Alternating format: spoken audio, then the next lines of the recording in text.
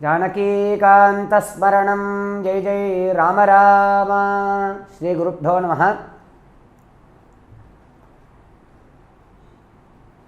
ஆவே செல்வம் அப்படின்னு தமிழில் ஒரு பழமொழி. ஆ அப்படின்னா என்னது? ஆ அப்படின்னா பசுமாடுன்னு அர்த்தம். அதனால தான் ஆவின் பால் அப்படின்னு சொல்கிறோம். பசுமாட்டினுடைய பால் அப்படின்னு அர்த்தம். அதுக்கு நம்மளுடைய தேசத்தில் பசுமாட்டை தான் செல்வமாக கொண்டாடின்னு இருந்தா, அதை தான் செல்வமாக கருதின்னு இருந்தா.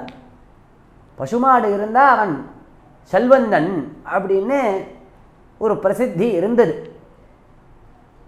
ஏன் அப்படின்னா காவோவை சர்வா தேவதாக, பசுமாட்டு சகல தேவதா ஸ்வரூபிணி. பசுமாட்டில் 33 தேவதைகளும் வாசம் பண்ணுறான், நித்தியவாசம் பண்ணுறான். அப்பேற்பட்டதான பசுமாடு, பசுமாட்டை பாதுகாக்க வேண்டியது தேசத்தில் இருக்கக்கூடியதான ஒவ்வொரு மனுஷனுடைய கடமை. கோசம்ரக்ஷணம் அப்படிங்கிறது ஒவ்வொருவரும் பண்ணணும். ஒவ்வொரு இல்லத்துலேயும் பசுமாடு இருந்தது, ஒவ்வொருவர் வீட்டிலையும் பசுமாடு இருந்தது நம்ம தேசத்தில். அப்படி ஒவ்வொரு கிரகஸ்தனும் பண்ண வேண்டிய தர்மம் இந்த கோசம்ரக்ஷணம் அப்படிங்கிறது. பசுமாட்டுக்கு புல்லு கொடுக்காம தண்ணி காட்டாமல் சாப்பிட மாட்டான் பெரியோர்கள்லாம்.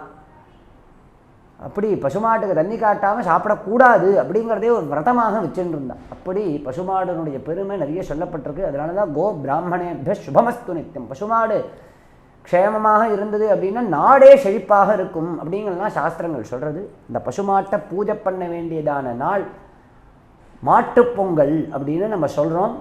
இந்த மாதம் ஜனவரி மாதம் 15ஆம் தேதி 2025 ஜனவரி 15ஆம் தேதி இந்த மாட்டுப்பொங்கல் வருது. அனைவரும் பசுமாட்டை பூஜை பண்ணணும், கோசம்ரக்ஷணம் பண்ணணும். எங்கெல்லாம் பசுமாடு வச்சுண்டு கோசம்ரக்ஷணம் பண்ணுறாளோ அந்த இடத்துக்கெல்லாம் போய் கோசேவை பண்ணி அவர்களுக்கு வேண்டியதான உபகாரங்கள்லாம் ஏற்படுத்தி கொடுத்து, பசுமாட்டுக்கு புல் தீனி, அது இருக்கிறதுக்கு இட வசதி போன்றதான என்ன உபகாரங்கள்லாம் தேவையோ அதெல்லாம் ஏற்படுத்தி கொடுத்து அந்த கோசம்ரக்ஷணம் பண்ணுறதுக்கு நாமும் நம்மளால் முடிஞ்ச கைங்கரியத்தை பண்ணணும். பசுமாட்டை பூஜை பண்ணணும். நம்ம சீதாராம குருகுலம் சென்னையில் இருக்கக்கூடியதான சீதாராம குருகுலத்தில், வைதிக ஸ்ரீ சீதாராம குருகுலத்தில் கோஷாலை வச்சுண்டு இங்கே மாடு கண்ணுக்குட்டியெல்லாம் வச்சுருந்து இங்கே கோஷாலையில் கோசம்ரக்ஷணமானது நடந்துட்டுருக்கு. இந்த மாதிரி பல இடங்கள்லையும் கோசம்ரக்ஷணம் நடந்துட்டுருக்கு. இங்கெல்லாம் இந்த மாதிரி கோசம்ரக்ஷணம் நடக்கிறதோ எல்லா இடத்துலையும் எந்த இடத்துல முடியுமோ அந்த இடத்துலலாம் போய் அவசியம் பசுமாட்டை தரிசனம் பண்ணி பூஜை பண்ணி நமஸ்காரம் பண்ணி அந்த கோசம்ரக்ஷணத்துக்கு வேண்டியதான சகல உபகாரங்களையும் பண்ணி சகல தேவதைகளினுடைய அனுகிரகத்தையும் அடையணும் அப்படின்னு இந்த இடத்துல பிரார்த்தனை பண்ணுறோம். ஹர நம பார்வதி பதயே ஹர ஹர மகாதேவா.